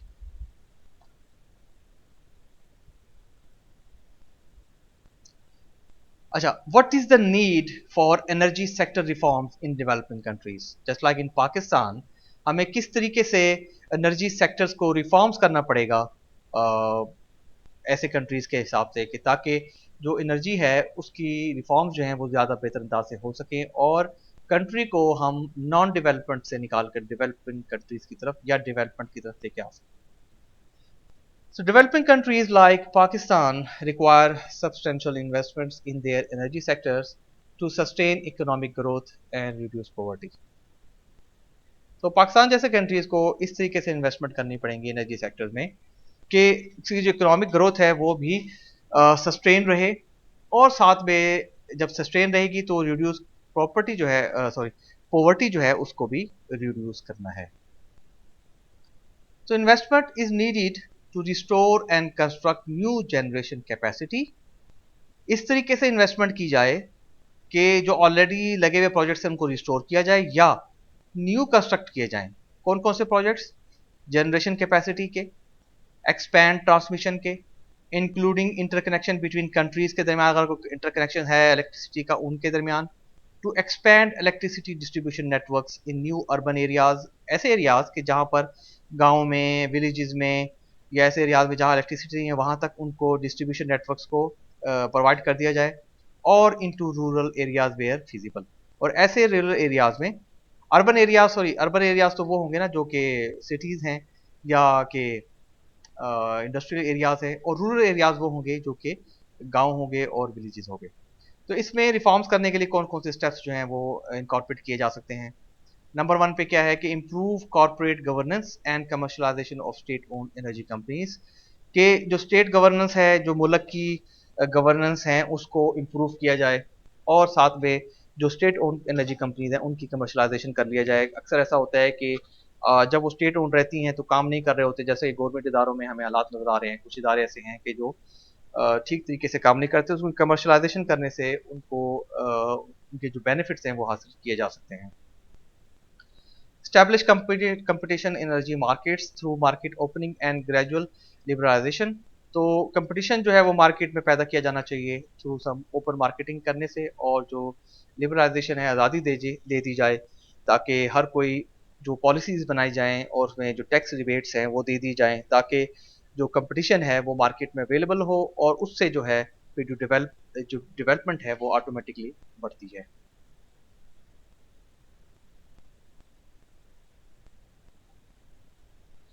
Strengthen utility management and operations, ये जो हमारा लोअर तबका है या लोअर जो अमला है या इदारे हैं हमारे, जस्ट लाइक वापडा के, और जो गैसेस के जहाँ पर हम जाते हैं यूटिलिटी मैनेजमेंट और ऑपरेशंस करने के लिए, वो उनको स्ट्रॉन्ग किया जाए ताकि वो अच्छे तरीके से सपोर्ट करें, एफिशिएंटली क्वालिटी ऑफ सर्विस दें, फाइनेंशियल सब्सटेंशियलिटी भी हो वहाँ पर, कि वो जो अमला है वो अच्छे तरीके से जो है वो सपोर्ट करे, एफिशिएंट हो, और सर्विस की जो मयार है वो बेहतर अंदाज से अवेलेबल हो, ताकि जो फाइनेंशियल का जो खर्चा है उन पे जो आवाम वहाँ पर भर्ती की हुई होती है, और फिर क्या होता है कि इतने लोग होते हैं लेकिन वो काम जो है सही तरीके से नहीं हो रहा होता, जो सस्टेनेबिलिटी है फाइनेंशियल पैसों की वो नहीं बन पा रही होती, और कौमी खजाने को जो है वो नुकसान पहुंच रहा होता है। Increase private sector participation in the energy sector. Private sector participation, जैसे कि वो एक क्वेश्चन आया था शुरू में कि प्राइवेट सेक्टर जो है वो उसको इजाज़त होनी चाहिए कि नहीं होनी चाहिए, तो मैं इस बात को यहाँ पर इस बात की तस्दीक करना चाहता हूँ कि ये होनी चाहिए, और इससे जो है वो एनर्जी सेक्टर रिफॉर्म्स जो है वो मुल्क में हो सकेंगे, कि प्राइवेट सेक्टर को इजाज़त दे दी जाए कि वो अपने पावर प्लांट्स जो हैं वो इंस्टॉल कर सकें और वो अपनी बिजली जो है वो दे सकें। तो इस मामले में अगर अब मुझे थोड़ा सा एक एग्जांपल याद आ रही है, अब जैसे सिटी है, सिटी हाउसिंग सोसाइटी है फैसलाबाद में खास तौर पे, और इसी किसी सिटीज़ में, तो वो क्या करते हैं कि वो अभी करंटली जब नई कॉलोनीज को लॉन्च करते हैं तो वो वापडा से बिजली को परचेज नहीं करते, ठीक है। तो वो क्या करते हैं कि अपने जनरेटर्स जो हैं वो ले आते हैं, काफ़ी बड़े मेगावाट्स में उनके जनरेटर्स होते हैं, और वो प्रोड्यूस करते हैं, और वो अपनी जो कॉलोनीज हैं सिटीज़ की, सिटी हाउसिंग सोसाइटीज़ को वो खुद देते हैं, जब तक कि उनकी वो कॉलोनीज जो हैं वो फुल मेच्योर नहीं हो जाती और उनकी जो वापडा की सप्लाई जो है वो वहाँ पर नहीं आ जाती। तो इसका मतलब है कि प्राइवेट सेक्टर में ऑलरेडी अवेलेबल तो है ये पार्टिसिपेशन, लेकिन मेरा ख्याल है कि बहुत अपर लेवल में मौजूद नहीं है। इंडिविजुअली वो कंपनीज तो कर रही हैं, लेकिन इसको हम ये नहीं कह सकते कि वो जो एनर्जी सेक्टर में वो प्राइवेट सेक्टर है वो अवेलेबल है और वो हम उनको इस्तेमाल कर सकें। जस्ट लाइक हम इंटरनेट में, इंटरनेट टेक्नोलॉजीज़ के अंदर अब हम पीटीसेल के अलावा अब हम स्ट्रॉन्ग फाइबर भी यूज़ कर सकते हैं, ठीक है, और इसके अलावा हमारे पास डिफरेंट लोकल कंपनीज हैं, ठीक है। तो उसका मतलब है कि वहाँ पर हमारी ये पार्टिसिपेशन मौजूद है, लेकिन एनर्जी सेक्टर में अभी ये मौजूद नहीं है। Strengthen and expand the electricity networks to maximize the benefits of the electricity trading। तो नेटवर्क्स हैं उनको बढ़ा दिया जाए ताकि जो ट्रेडिंग है लोअर लेवल तक वो ठीक तरीके से इलेक्ट्रिसिटी की हो सके।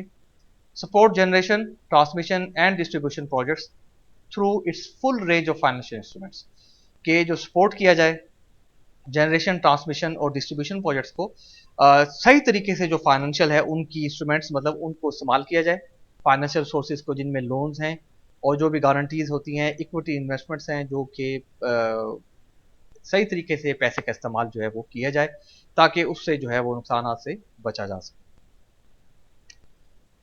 Now what is energy planning?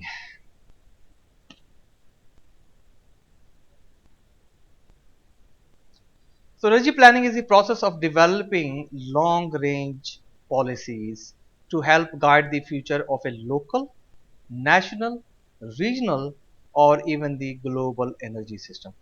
So energy planning वो process है कि जिसके थ्रू हम लॉन्ग रेंज पॉलिसीज बना सकते हैं किसी भी लोकल, नेशनल, इंटरनेशनल या ग्लोबल पूरी दुनिया के फ्यूचर को गाइड करने के लिए, ठीक है। This is what we called energy policy. तो ये वो प्रोसेस होगा। Energy policy is often conducted out by large energy companies. जो एनर्जी प्लानिंग है वो कंडक्ट की जाएगी through some large energy companies के थ्रू, ठीक है। जो एनर्जी कंपनीज हैं जो कि वेल रिप्यूटेड इदारे हैं गवर्नमेंट्स के या जो कि प्राइवेट हैं, जिनको हायर किया जा सकता है with input from different stakeholders. Different stakeholders की इनपुट को अंडर अकाउंट ले लिया जाए। ड्रॉन फ्रॉम गवर्नमेंट एजेंसीज, जो कि गवर्नमेंट एजेंसीज के अंडर होंगी, local utilities, academia and other interest groups. तो इन तमाम स्टेक होल्डर्स को, जिनमें गवर्नमेंट एजेंसीज हैं, लोकल यूटिलिटीज हैं, एकेडमिया के लोग हैं जो कि रिसर्चर्स हैं और अदर इंटरेस्ट ग्रुप्स हैं, उनको सबको शामिल करके फिर इसको एक जो है प्लान जो है वो कंडक्ट किया जा सकता है एनर्जी का। So energy planning is often conducted using integrated approaches that consider both the provision of energy supplies and the role of energy efficiency in reducing demands। तो ये इस तरीके से इसकी अप्रोच को इंटीग्रेट किया जाए एनर्जी प्लानिंग की कि वो एक तो वो एनर्जी जो सप्लाई है उसकी प्रोविजन के बारे में भी ठीक तरीके से बताए, नंबर वन। और नंबर दो ये कि एनर्जी की जो एफिशिएंसी है उसको इस तरीके से इंप्रूव किया जाए कि एनर्जी एफिशिएंसी इक्विपमेंट्स इस्तेमाल करते हुए डिमांड को रिड्यूस कर दिया जाए। ठीक है, कि ऐसे इक्विपमेंट यूज किए जाएं, ऐसी मशीनरी इस्तेमाल की जाए कि जो कि एनर्जी एफिशिएंट हो।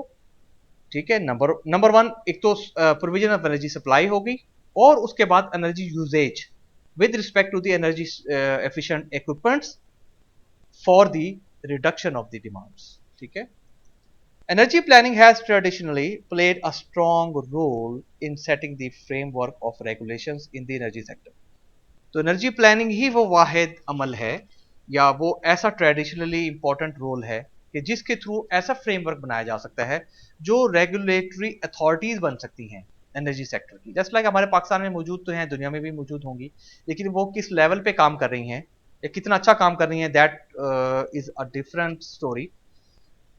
तो हम ये कह सकते हैं एनर्जी प्लानिंग हैज ट्रेडिशनली, इसको बेसिकली इतना इंपॉर्टेंट इसका रोल होगा फ्रेमवर्क में, रेगुलेशन में, कि वो एनर्जी सेक्टर जो है ना वो उससे किस तरीके से रेगुलेटरी अथॉरिटी जो है वो उसकी बन सके, और उसका रोल है वो उसकी इकोनॉमी की जो कंट्री को उसको बेहतर अंदाज से इंप्रूव कर सके।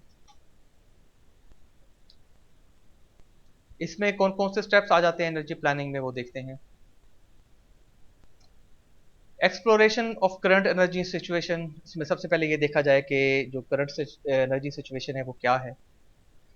फार्मूलेशन ऑफ पर्टिकुलर प्रॉब्लम्स, जो प्रॉब्लम्स हैं उनकी फार्मूलेशन की जाए। Opportunities which need to be addressed. ठीक है, प्रॉब्लम्स को फार्मूलेट किया जाए और प्रॉब्लम के साथ जो अपॉर्चुनिटीज हैं जिनको एड्रेस करना है उन सबको फार्मूलेट कर लिया जाए। Create a range of models to predict the likely impact of different scenarios. अच्छा, कुछ मॉडलिंग की जाए, इस तरीके से मॉडलिंग की जाए कि जो डिफरेंट सिनेरियोज हैं उनको प्रिडिक्ट कर दिया जाए, मॉडल करके रेंज हासिल कर ली जाए कि भाई ऐसा अगर कर लिया जाता है तो क्या एनर्जी प्लानिंग ठीक हो पाएगी कि नहीं हो पाएगी। ठीक है, तो इस तरीके से कि उसके जो रेंज है मॉडल्स की उसको प्रिडिक्ट कर लिया जाए। Result compilation based on the output of modelling exercises and literature reviews. तो जो रिजल्ट्स उससे निकलेंगे कंपाइलेशन होगी, और वो जो कंपाइलेशन होगी वो होगी मॉडलिंग एक्सरसाइजेज से जो कि हमने इससे पिछले तीसरे स्टेप में किया है, और जो लिटरेचर रिव्यूज कर चुके होंगे उससे उनके जो रिजल्ट्स हैं उनको कंपाइल कर लिया जाए। The results are interpreted to determine the scope and implementation methodologies. अब जो रिजल्ट्स निकले हैं उनको इंटरप्रेट किया जाए कि और डिटरमाइन ये किया जाए कि क्या स्कोप और इंप्लीमेंटेशन मेथडोलॉजीज कौन सी इस पर अप्लाई की जा सकेंगी, कि इनका स्कोप क्या होगा, और इसके अलावा जो इंप्लीमेंटेशन मेथडोलॉजीज होंगी वो कौन कौन सी होंगी और जिनको यूटिलाइज करके रिजल्ट जो हैं वो इंटरप्रेट किए जा सकेंगे। Quality assurance to rigorously check all stage of the planning process, और इस तरीके से प्लानिंग प्रोसेस को परफॉर्म किया जाए कि इसकी जो क्वालिटी एश्योरेंस है वो हर हाल में, हर प्रोसेस, हर पॉइंट पे चेक हो रही हो। Implementation strategy by development of regulations and procedures to achieve the goals of the energy plan। तो अब उसकी जो इम्प्लीमेंटेशन जो स्ट्रेटजी बना ली थी पूरी की पूरी, उसको क्या किया जाए कि उसको डेवलप किया जाए रेगुलेशंस के थ्रू, सम जो कि गवर्नमेंट लेवल पे रेगुलेटरी बॉडीज होती हैं, और जो प्रोसीजर्स हैं उनको अडॉप्ट किया जाए गोल्स को अचीव करने के लिए जो भी एनर्जी प्लान या जो एनर्जी प्लानिंग कंप्लीट हो चुकी है।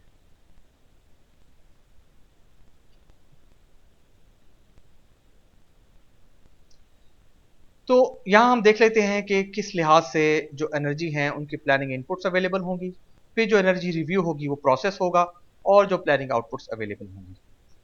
सो एनर्जी प्लानिंग इंक्लूड्स, इसमें क्या क्या चीज़ें आ जाती हैं। एनर्जी रिव्यू, ठीक है, जो कि ये एक मेन इंपॉर्टेंट पार्ट है। Energy base lines and energy performance indicators, ये सब आउटपुट पे आ जाती हैं। Objective targets and action plans. ठीक है, तो एनर्जी रिव्यू के बाद ये तमाम की तमाम चीज़ें हमें प्लानिंग आउटपुट्स की तरफ लेके जाना होता है एनर्जी रिव्यू को। तो energy planning leads to activities to improve energy performance. तो एनर्जी प्लानिंग इसलिए की जाती है कि ताकि वो हमें इस कंट्रीज को लीड कर सके improve for the energy performance, कि एनर्जी परफॉर्मेंस जो है वो बेहतर हो सके। Energy review evaluates past and present energy consumption and estimates for the future। ये एनर्जी जो रिव्यू है ये इवेल्युएट्स कर देती है पास्ट को और प्रेजेंट एनर्जी कंजम्पशन को, और एस्टिमेट कर सकती है for the future. So planning inputs में सबसे पहले पास्ट एंड प्रेजेंट यूज क्या है, relevant variables affecting significant energy use. अब ये देखेंगे, ये देखना पड़ेगा कि प्लानिंग करने से पहले कि कौन कौन से ऐसे वेरिएबल्स हैं कि जिनकी वजह से इफेक्ट हो रही है एनर्जी की यूज, परफॉर्मेंस जो है वो क्या है एनर्जी की। उसके बाद जो एनर्जी रिव्यू होगा उसमें क्या होगा कि एनालाइज होगा energy use consumption, identify area of significant energy use and consumption, और identify opportunities for improving performance. ये तमाम चीजें आइडेंटिफाई होंगी। और जो आउटपुट्स, प्लान्ड आउटपुट्स क्या होंगी, उसमें एनर्जी बेस लाइन्स होंगी कि एनर्जी की जो बेसिक एनर्जी आउटपुट्स हैं वो क्या क्या हैं, उनकी बेस लाइन्स क्या है। और इसके अलावा जो एनर्जी के इंडिकेटर्स हैं, परफॉर्मेंस इंडिकेटर्स क्या होंगे, ऑब्जेक्टिव्स, टारगेट्स और एक्शन प्लान्स, ये सारे के सारे आउटपुट्स होंगी किसी भी प्लानिंग प्रोसेस का। अच्छा, अब जो फाइनल इसमें हमारा टॉपिक आ गया है कि जो एनर्जी स्ट्रेटजीज अब हमें क्या अडॉप्ट करनी होंगी। ठीक है, अब इसमें जो एनर्जी स्ट्रेटजीज हैं वो क्या होंगी और कितने टाइप की होंगी, जो कि हमें फ्यूचर के लिए होंगी। ठीक है, फ्यूचर के हवाले से कि जो एनर्जी स्ट्रेटजीज हैं वो किस लिहाज से हमें परफॉर्म करनी पड़ेंगी और क्या क्या उनमें हमें चीज़ें ऐसी होंगी कि जिससे फ्यूचर जो हमारी एनर्जी की रिक्वायरमेंट है वो पूरी हो सके। तो सबसे पहले आएगी इमीडिएट टर्म स्ट्रेटजी। सो इमीडिएट टर्म स्ट्रेटजी, जिसको हम शॉर्ट टर्म स्ट्रेटजी भी कह सकते हैं, जिसमें क्या होगा, क्या कर सकते हैं, हम ये कह रहे हैं कि वक्ती तौर पे, फौरी तौर पे हम अपनी एनर्जी की स्ट्रेटजी को बेहतर बनाएं। तो उसमें क्या क्या पॉइंट्स आ रहे हैं। इमीडिएट टर्म स्ट्रेटजी में rationalising the tariff structure of various energy products, कि जो वेरियस एनर्जी प्रोडक्ट्स हैं उनकी जो टैरिफ्स हैं उनको रैशनलाइज किया जा सकता है, कि उनको चेक किया जा सकता है वक्ती तौर पे, फौरी तौर पे, कि इसमें कुछ जो भी कुछ चेंजेस हैं अकॉर्डिंग टू द रिक्वायरमेंट या नीड, उसको रैशनलाइज कर सकते हैं। जो भी एनर्जी प्रोडक्ट्स हैं या जो भी एनर्जी डिलीवरेबल कंपनीज हैं जो प्रोडक्ट डिलीवर कर रही हैं। Optimum utilisation of existing assets, जो एग्जिस्टिंग एसेट्स हैं उनको ऑप्टिमम तरीके से यूटिलाइज किया जाए, क्योंकि हम बात कर रहे हैं शॉर्ट टर्म स्ट्रेटजी की, कि जिस तरीके से हम उसको शॉर्ट टर्म स्ट्रेटजी से अपनी एनर्जी की रिक्वायरमेंट को पूरा कर सकें। और इसके बाद efficiency in production systems and reduction in distribution losses, के एफिशिएंसी जो है, जो भी हमारे प्रोडक्शन सिस्टम है उसमें एफिशिएंट सिस्टम्स जो हैं वो इंस्टॉल किए जाएं या रिप्लेस किया जाए, और जो डिस्ट्रीब्यूशन लॉसेस है उनको रिड्यूस किया जाए, including those in traditional energy sources, जो कि कन्वेंशनल एनर्जी सोर्सेज के थ्रू हम करते हैं वो भी इसमें शामिल हैं। Promoting R&D, research and development को प्रमोट किया जाए। Transfer and use of technologies, अच्छा, जो यूज ऑफ टेक्नोलॉजीज हैं उनको लेटेस्ट टेक्नोलॉजी के हिसाब से ट्रांसफर किया जाए या उसको इस्तेमाल किया जाए या उसमें कुछ मैनिपुलेशन की जाए। Practices for environmentally good energy systems, और जो कि ऐसे एनर्जी सिस्टम्स को इस्तेमाल किया जाए कि जो कि इन्वायरमेंटली भी साउंड हो, ऐसा ना हो कि जिसकी वजह से कि जो इन्वायरमेंट्स है उसको भी नुकसान पहुंच रहा हो, including new and renewable energy sources, और जो कि नए टाइप्स के जो रिन्यूएबल एनर्जी सोर्सेज हैं वो अवेलेबल हैं उनको ऐड किया जाए, ताकि जो शॉर्ट टर्म स्ट्रेटजी है उसको इम्प्लीमेंटेशन किया जा सके। The second one is the medium term strategy, कि अगर मीडियम टर्म स्ट्रेटजी को हमने फ्यूचर के हिसाब से, फौरी तौर पे नहीं है लेकिन हम कुछ अरसे में इसको इम्प्लीमेंट करना चाहेंगे, कुछ अरसे में, मतलब ये कुछ सालों में, बहुत लॉन्ग नहीं है ये, तो उसके अंदर हमें कौन कौन सी ऐसी स्ट्रेटजीज जो हैं उसको चेंज करना चाहिए। Demand management through greater conservation of energy, ठीक है, डिमांड की जो मैनेजमेंट है उसको अच्छे तरीके से हल किया जाए थ्रू एनर्जी कंजर्वेशन के थ्रू। ऑप्टिमम फ्यूल मिक्स, कि जो फ्यूल मिक्स हम ऑलरेडी यूज करते हैं, डिफरेंट फ्यूल्स को मिला के एनर्जी बनाते हैं, उसको ऑप्टिमाइज कर लिया जाए। Structural changes in the economy की जो स्ट्रक्चरल चेंजेस हैं उसको चेंज किया जाए। And appropriate model mix in the transport sector,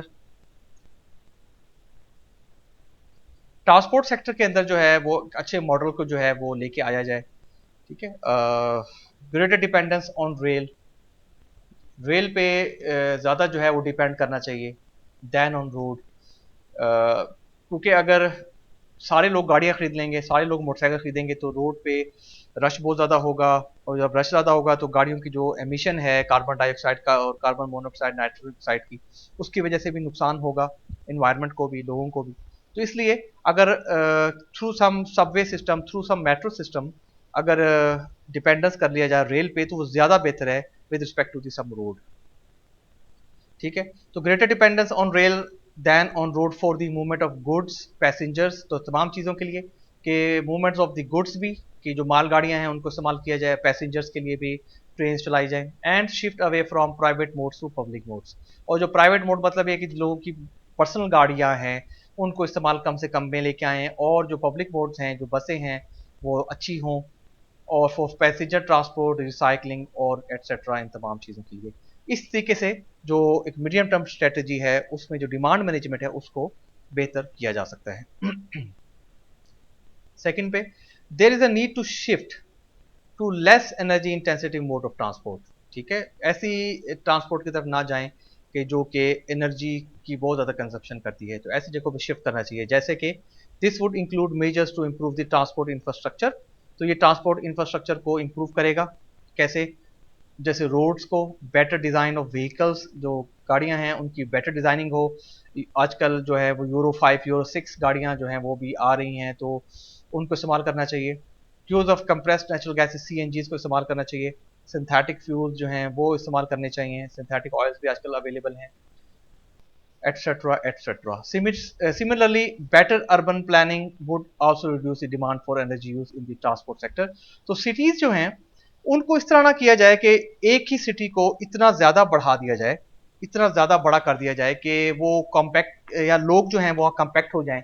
अब जैसे कराची है, मुंबई है, ठीक है, लाहौर है, तो ये सिटीज़ अब बहुत ज़्यादा बढ़ चुके हैं। अब इनकी अर्बन प्लानिंग जिस तरीके से की नहीं गई कभी, और ना ही कभी किसी ने सोचा था कि ये इतने बड़े सिटीज़ बन जाएंगे। अब क्या है कि जितने मुज़ाफ़ात के गांव हैं, सिटीज़ के मुज़ाफ़ात के गांव, करीब करीब सिटीज़ के लोग हैं, वो सारे के सारे इन बड़े शहरों में आके आबाद हो रहे हैं। अब उससे नुकसान क्या हो रहा है कि वो सिटी उतने लोगों को हैंडल नहीं कर सकता, ना उनके रोड्स इतने बड़े सिस्टम को हैंडल कर सकते हैं, ना उनका ट्रांसपोर्ट इंफ्रास्ट्रक्चर इतने बड़े सिस्टम को हैंडल कर सकता है। तो उससे नुकसान क्या हो रहा है? उससे नुकसान ये हो रहा है कि इन्वायरमेंट भी इफेक्ट हो रहा है, एनर्जी भी इफेक्ट हो रही है, जो एनर्जी कंजप्शन है वो भी बहुत ज़्यादा बढ़ गई है। और लाजमी बात है, जब रोड ब्लॉक्स होंगे, और रोड ब्लॉक होने से जो पर्सनल ट्रांसपोर्ट है लोगों की प्राइवेट, वो सब के सब ब्लॉक होगी, एनर्जी ज़्यादा से ज़्यादा कंज्यूम होगी, पेट्रोल ज़्यादा से ज़्यादा कंज्यूम होंगे। तो ये सारा का सारा नुकसान जो है ये एक अच्छी अर्बन प्लानिंग ना होने की वजह से होता है। तो एक अच्छी, जो एक बेटर अर्बन प्लानिंग है उसकी वजह से ये बड़ी कंफर्म बात है, बड़ी स्ट्रेट फॉरवर्ड बात है कि जो रिड्यूस हो जाती है एनर्जी यूज की डिमांड इन ट्रांसपोर्ट सेक्टर में। So there is a need to move away from non renewable और renewable energy sources, solar, wind, biomass energy, उसकी तरफ भी मूव किया जाना चाहिए, इन तमाम रिन्यूएबल एनर्जी सोर्सेज की तरफ। और साथ में ये जो गाड़ियां हैं, जो कार्स हैं, इनको भी पोल्यूशन फ्री बनाना होगा, जो कि इलेक्ट्रिक गाड़ियां हैं उसकी जो पॉलिसी है उसको हमें अडॉप्ट करना पड़ेगा for the medium term strategy for the future development. And the final one is a long term strategy,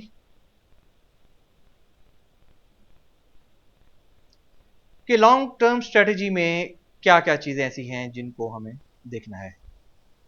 जिसमें नंबर 1 पे है कि efficient generation of energy sources, ऐसे सोर्सेज बनाए जाएं जो कि एफिशिएंट जनरेशन हो लॉन्ग टर्म में, जिनमें क्या है, efficient production of coal, oil और नेचुरल गैस, ठीक है, reduction of natural gas flaring, improving energy infrastructure, building new refineries, creation of urban gas transmission and distribution network, maximizing efficiency of rail transport of coal production, building new coal and gas fired power station। अच्छा, ये जितनी भी चीज़ें हैं, ये जितनी भी generations होंगी एनर्जी की जो हम देख रहे हैं, अच्छा ये लॉन्ग टर्म में आ रही हैं, क्योंकि ये इतनी आसानी से, ये इतनी जल्दी नहीं बनती, इनके बैक एंड पे पूरी प्लानिंग होगी, फिर इनके लिए प्लानिंग के बाद एग्जीक्यूशन के लिए इनका पूरा एक बजट होगा। तो लाजिम बात है, तो इस तरह की सारी चीज़ें ये लॉन्ग टर्म प्लानिंग में इन्वॉल्व होती हैं।